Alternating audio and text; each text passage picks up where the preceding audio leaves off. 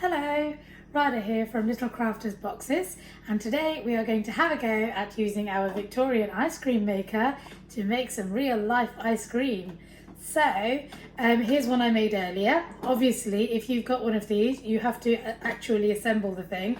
So as you can see, you've got the little bucket inside. That's going to be the thing that makes the ice cream, and then around the outside we are going to put some ice and some salt.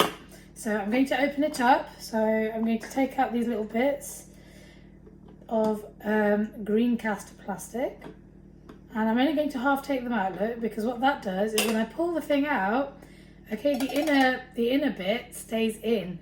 Okay, so now I've got my bucket. I'm going to add some ice, which I've pre-frozen earlier, and we're going to add some salt to this. Okay, now the reason that we add salt is because the salt actually makes the ice go even colder.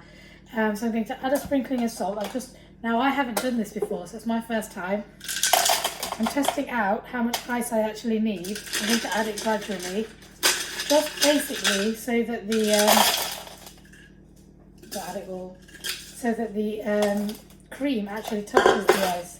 Yep, that looks good to me. That'll fit in there nicely, I imagine. Just a bit of ice there. Rightio, so I've got my ice. I'm going to add, I might wait a second before I add my salt, because what I don't want to do is I don't want it all to freeze up into one big block, because I won't be able to put my ice cream maker down. Now that I've got my my ice cream maker off my bucket, I'm going to remove the pins entirely so that the lid comes off. There we go, that just lifts off, look, and I'm going to put some ingredients in here to try and have a go at making ice cream. So we're going to keep this one very, very simple. Obviously, when you're making ice cream, you can put whatever you want in yours. You can try different flavors. You could try adding food coloring if you want it to be a different color. I'm going to go with some nice plain vanilla ice cream, okay? So I'm going to add a little bit of milk. This is not milk, this is cream. Haha, it wouldn't be ice. This is not iced milk, this is iced cream. So I've added a little bit. How much have I've gone up to about there. So a little bit, just to test to see if this is actually going to work. I've got some vanilla essence here. I'm going to add a drop of that, if I can get this open. And I'm going to add some sugar. Now, back in the day, the Victorians didn't have all this refined sugar and sweetener and all that nonsense. It was good old-fashioned regular sugar. And what that would have meant is that, you know, the ice cream probably was a little bit grainier than the one that you find in the supermarket today. But that's okay, because we want to know what actual Victorian ice cream tasted like, don't we? So there we go, I've got all my ingredients. I'm going to put my mixing bowl back on again and stick my pins half in again so that it stays where I want it to be.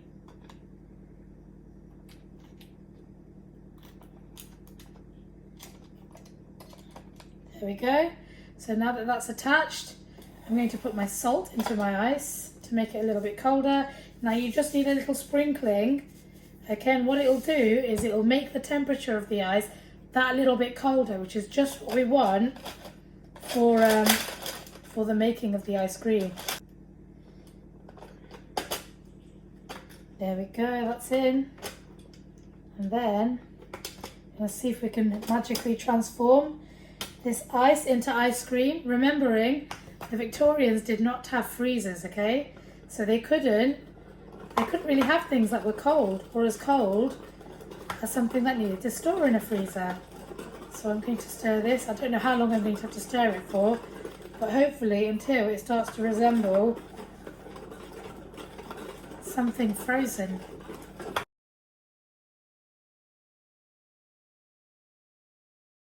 Now I think that this is healthy ice cream because of all the calories it takes for you to actually make this stuff.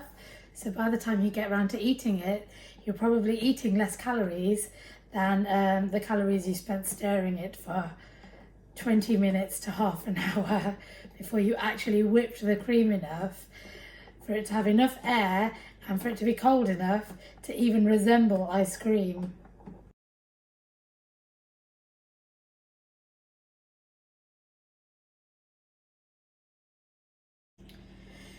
Okay, so I've been staring for a really long time and I think I finally got something that resembles ice cream. So I'm going to open this up. Let's have a look.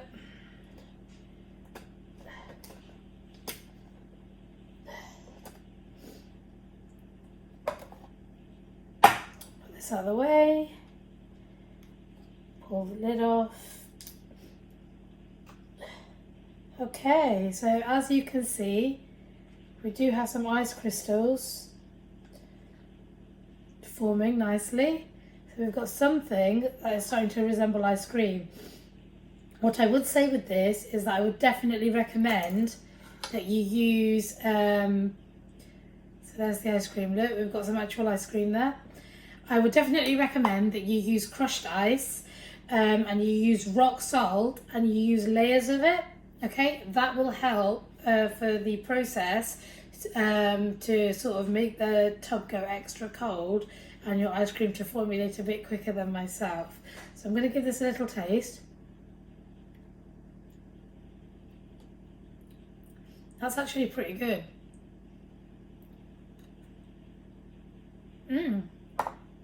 That's really good actually. I'm impressed with that. That tastes as good as a good quality supermarket ice cream. So yeah, that was a fairly successful experiment. You do need a lot of patience for it. You can always just put it in the freezer if you get bored of stirring it, but it does take quite a while, okay? They say to use a tub full of crushed ice and a 1/4 cup of rock salt if you've got it. Now I had to use table salt because I didn't have rock salt. And I don't think I put enough salt in, so that makes all the difference. Some little tips there. Good luck with your ice cream making. I look forward to hearing how you get on. Bye.